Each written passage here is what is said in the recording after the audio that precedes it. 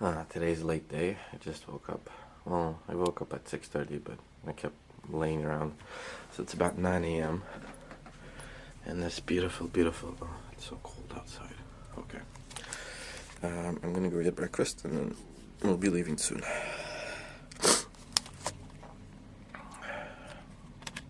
This is what I got myself for breakfast. It's some white toasted bread, some potatoes, some fruits, and an omelet.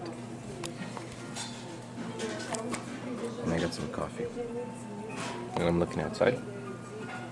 It's a nice little place. So this is where I ended up staying. This is the Amberge Louis Herbert Fine Herbes Aromatas.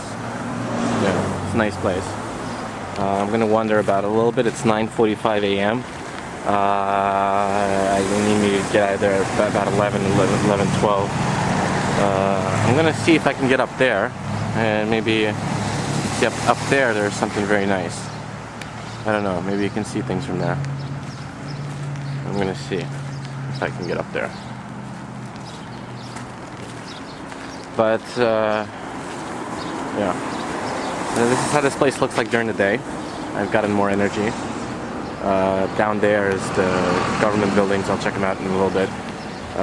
You have the McDonald's here, which is pretty fancy schmancy. I mean, the way that, you know, the building, architecture, it's pretty cool.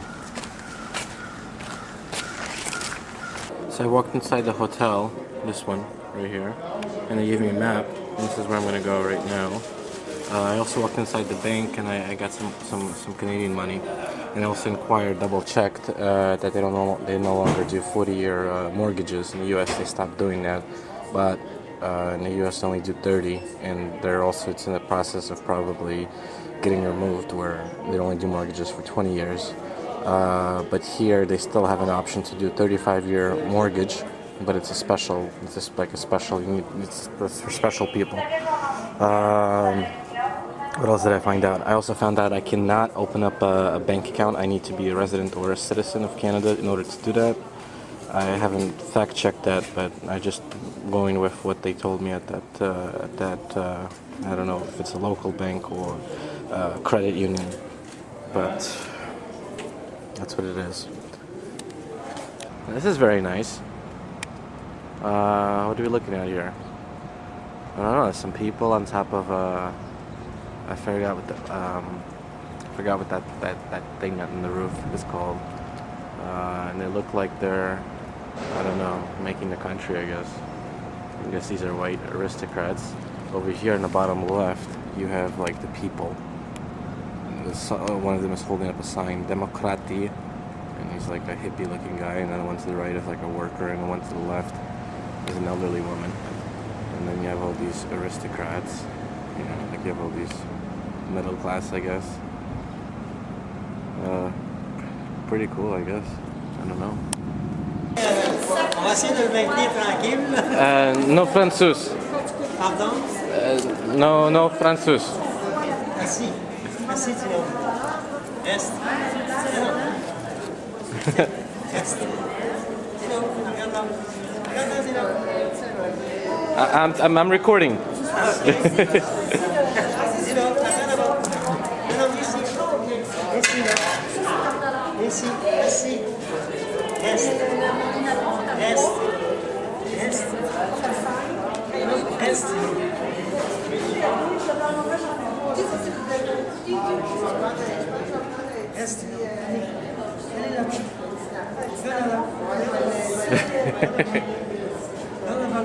I got it. Thank you. No problem. Oh, he's running. So this is an organization for, they're selling some merchandise here to train maintain, raise these dogs for people with special needs, people that cannot see. They have things like that in the U.S. as well. I don't know about the rest of the world, but Canada's on the right side of the moral compass. Internally, at least. I'm gonna buy something. So I ended up buying this. This cost me like $13. This pen and some paper. The two most important things for me in life: pen and paper. So this is an organization called Mira. They only operate in Quebec. So if anybody is from the Quebec area and you know where I am right now, I mean this would be natural for you, I guess. This place, Daniel Johnson, 1915-1916, Prime Minister of Quebec. Oh no, that's his. Oh wow, 53. And he was from 1966 to 1968. 2 year. There he is. He's a very big man. His head is the size of my body. So we had very large people here in Canada at one point. But yeah, there's organizations like this. I mean, this is really they touch my heart. I mean, they had a special needs dog there, and a person who the organization ultimately, gave the dog to. Special needs dogs are very expensive. They're just very expensive. Most people cannot afford something like that. So you have to. There's people. This is one of the things that. Well, hold the thought. This is something that ultimately should lie on the hands of the government. The government should take care of things like that. Not everybody is born with the same opportunities. That's just a fact. That's why in some places you have social services, like in Canada, for instance. It's a nationalized healthcare system. So everybody gets a fair shot at healthcare. That's the reason for it. Yeah, some very rich and wealthy people can complain that, if they need to have themselves a brain operation, they're not going to go to Canada for it. They might go to U.S. or Israel or serious things like that. I guess it is what it is. But for the general population, for the majority of the people, a government needs to have social nets, social programs, and the government can still maintain a fully democratic system where you can have capitalism. I saw this earlier when I was walking by. This is some sort of a comic. Some kind of comic. I don't know if it's in English or in French, and it's in French. So it's some sort of a comic. We'll just go over through it. Hopefully it's not copyrighted. So what I gather is some pretty blonde woman. And next scene is there's a pretty blonde woman and she's with some doctor or some sort of a scientist in some sort of a laboratory. There we have the doctor explaining something, some sort of a machine, some diamond machine plus diamond plus some flux capacitor plus some sort of portal. The woman sits inside, she puts on the seat belt. The doctor goes to the control panel and he turns on the switch. Something's happening.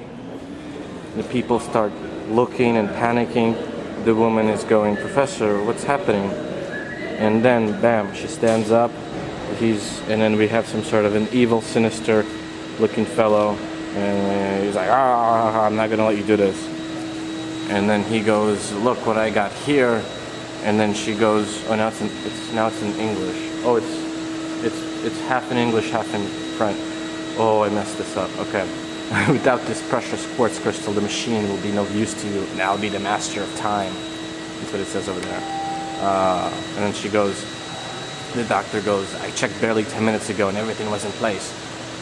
The woman goes, "Hurry, he must still be on the roof." The doctor goes, "We have to get the crystals back." She goes, "No time to lose, a storm is brewing." And then we have there, just in front of the time arc. "Careful, just one more step and I'll disappear with the quartz." "Stay put, Professor. I'll deal with him." Oh, she's a tough one. And then, "Wait, Nicole, it's dangerous. The atmosphere is saturated with electricity."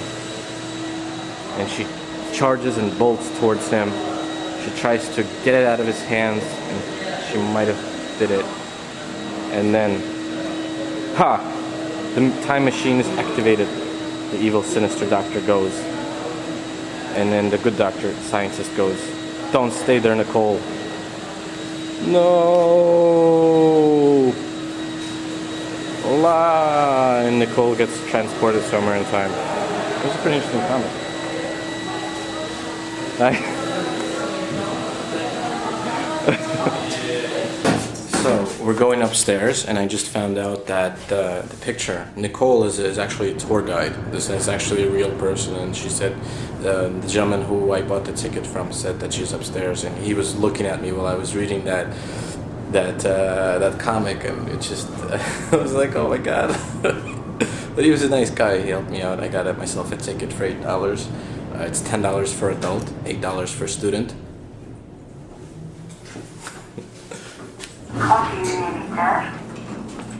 There we have a picture of Nicole again.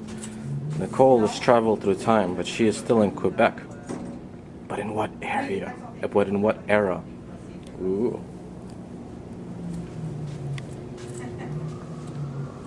This is like a museum / observatory. Oh, this is Nicole. Vous découvrirez la plus vieille ville d'Amérique du Nord. From the highest point of one of North America's oldest 1965 is the point of departure for this exhibit, designed as a window onto a contrasting, constantly evolving panorama. This exhibit proposes a three-dimensional voyage back in time, featuring encounters of illustrative figures, emblematic objects, and values that have shaped the urban and human landscapes of Quebec's national capital. From atop the highest point in the city, the observatory also offers visitors unique vistas of the attractions that have made Quebec a World Heritage Jewel. Wow. This is very special. This is, I guess, Quebec in the 1300s. No, this is 1965, sorry. And some pictures. Baby boom, 1942, 1965. I guess she just winked. Just like in the U.S., you had the baby boomers. Oh, we get to her all the way on top, but we can't drop pennies.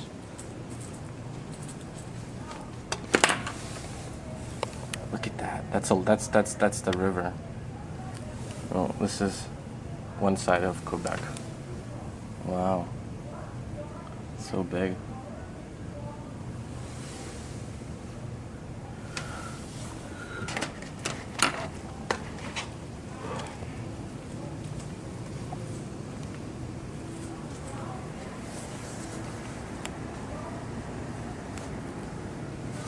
Oh, you can touch. Oh, you can touch. It's like Google. Oh, it's like Google. I could do that at home. I'm not gonna do that. Oh wow. Donanoka. There's some gentleman here. Samuel de Chaplain. There's a nun. Marie del Incarnation. And this is some sort of a doctor, I guess. No, George Elie Amayut, businessman. You can actually sit here, I think. Oh, you sit in one of these things, and then you press the button, and what happens is they tell you what it's all about. It's pretty cool. Alright. It's pretty cool. There's a tour happening right now. There's Nicole again.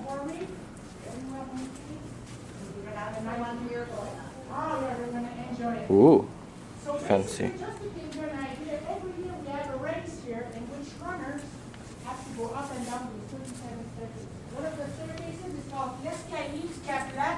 It has over 465 steps. Yes, over here. Good workout. Yes. Question here? No. So, now you guys probably are hockey fans, right? So, quelle est votre équipe de hockey préférée? Les Canadiens de Montréal. No. C'est pas les Nordiques. No. I would have loved you if you said the Toronto Maple Leafs or the Ottawa Senators, but not the Montreal Canadiens. Oh, that's all. This is for Irving Clothing. About 20 years ago, we also had a hockey league. Oh, there's like a little winter toys. Oh, this is really cool. So you can see a very large building with a big, large, dark black window. My last girlfriend was trying to work on creating something like this. A doll. This is some arty stuff. 16,000 people, and it's the largest amphitheater in Quebec City. Now, we know what they have. There's Nicole again. I thought she was going to be a real person. You said that Nicole's upstairs. No, but she was just on the TV. I thought she was, maybe she was an old, like a tour guide in the past, and as a tribute, they did that. Oh, they have a Hilton. Ugh. A lake. I mean, a river. It's partially frozen. There's a boat traveling. Sorry, let me just try to. Yeah, there's a boat traveling. There it is.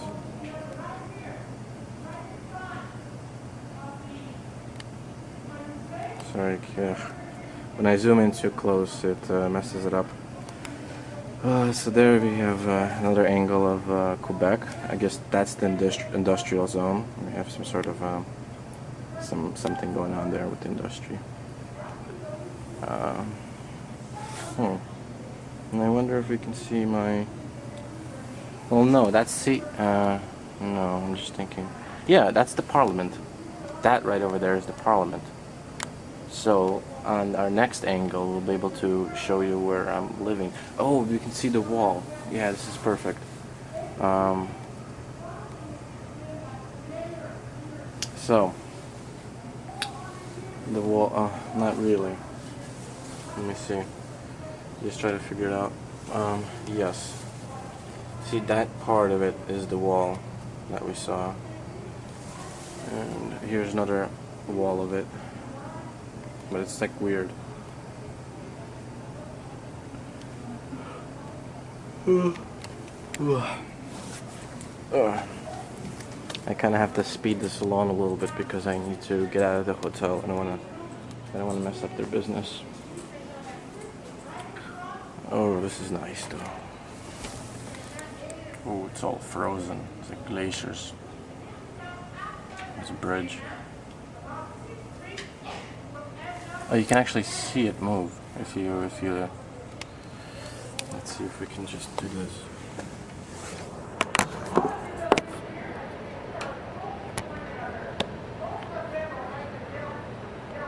I don't know if you can see it move, but it moves.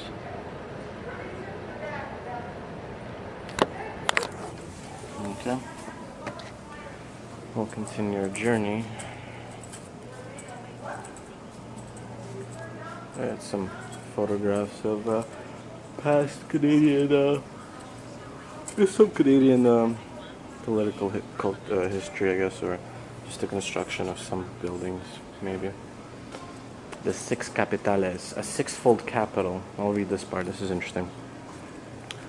A military, religious, and administrative capital, Quebec is also a major center for culture and tourism. The city's unique profile stems largely from the uneven topography on its eastern end. From the beginning of the colony, this promontory has been the home to a concentration of cathedrals, fortifications, businesses, museums, dwellings, institutions of learning, and government buildings. Political power has been exercised in the heart of Quebec City for nearly 4 centuries and is manifested today by the Hôtel de Parlement, the most prestigious building on Parliament Hill. Open to the public, this memory-laden monument is home to the National Assembly, which consists of 125 elected representatives from across Quebec. Now it is your turn to discover this showcase of Quebec's parliamentary government, a genuine homage in bronze and stone to the men and women who have marked the history of the French North America, with the collaboration of the National Assembly of Quebec. Wow.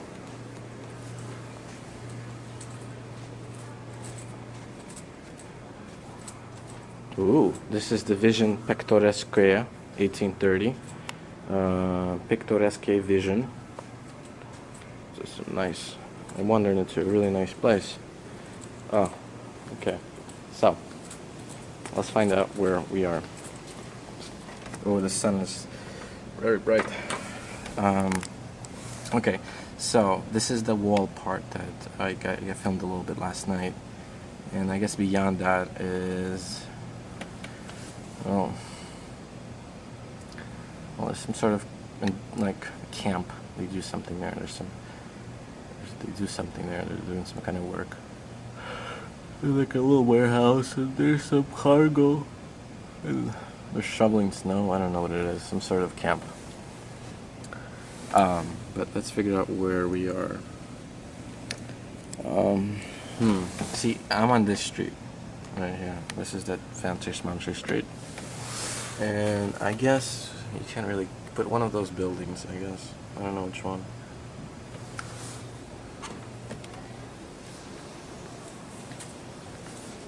There's where I wanted to go. I thought I would be able to go up there, but up there is a restaurant where people eat. That's okay.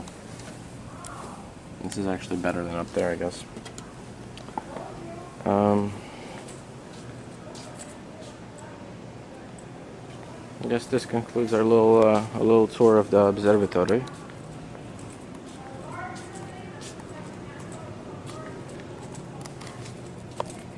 We're back here to the start. I've been looking at these payphones. Really cool. Now that I've taken maybe 3 elevators in Canada, RC seems to be what stands for the lobby for the most part.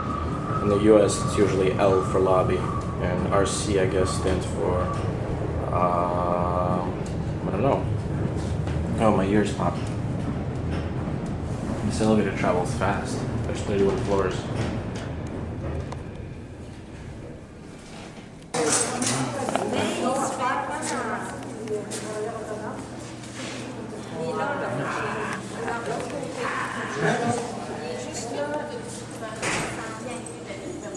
I just wanted to go there and pet the dog before I go. Oh, we have some food. You gotta put 25 cents though. And you get little cups.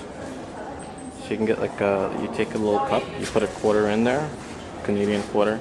Which, by the way, I don't have a US quarter because for a long time and still, the old technology from the 90s, you're able to put in Canadian 25 cents and it acts like a US quarter.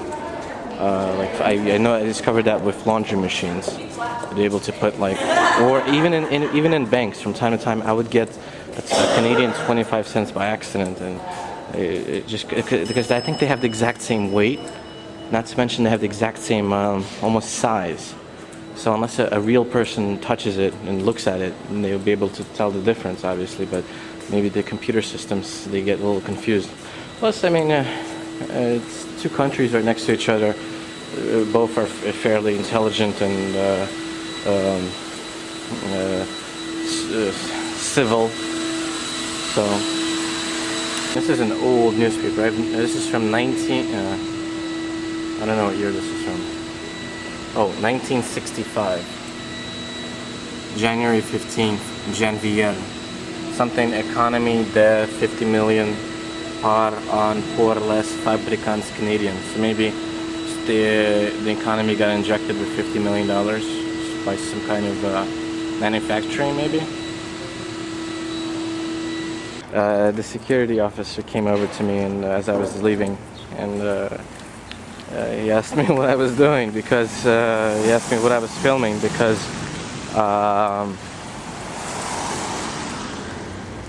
he said this is a government building, and he was just a little, found me suspicious, and he asked me if I spoke French or English, and I said English, and I think by the very few words that I did speak out to him and to explain what I was doing, he understood what I was doing, because I don't know. Half the time I don't know what I'm doing anymore. I like it though, so I'm just doing it. Okay, so we got this. We're gonna head back to our hotel, or our. I don't really consider it a hotel. It's like a very nice. It's like a magical little place. It's just like a restaurant upstairs. They have a few rooms, and that's it. So I'm gonna go upstairs, get my stuff, get in my car, and then there's one thing that I made a boo-boo. I left my passport in my car along with like a lot of pocket change. Hopefully the valet guy doesn't steal anything from me. Like not like a lot of pocket. Yeah, I have a lot of change in my car, like maybe like $40 worth of change I keep. Yeah, it just over time it collects, and it's actually a pretty good idea to do for emergency situations. This way I have some pocket change in my car scattered all around it. If I ever need money, if I'm caught in a situation I need some little bit of money to, if something happens, I have that, so. Alright, I'm gonna just smoke a cigarette as well and take a little break. This is what I noticed too, I keep looking at this, but you see these two, I guess homes, their staircase into their homes, well this one is blocked off, 3 actually, are covered in snow. I don't know what the situation is in Canada, but in the US people complain, wow, no jobs, no jobs, no jobs. Well, here's a job. I don't know how Canadian people feel, or people in Quebec. Well, that's a job right there, to clean that snow up. Right there, there's a second one, and there's a third one. I'm sure you can easily probably make 300 Canadian dollars, 100 per house. You do it first, and then you would knock on the door and be like, hey, I just cleaned your snow. You're welcome. And then ask them for a little bit of money. Well, by the way, this is my my little luggage box. What is it called? Whatever. It's some sort of a thing I put stuff into. I'm just leaving right now. I'm going to be checking out. I just wanted to give one final look of this place I stayed in. Really good place. Really good place.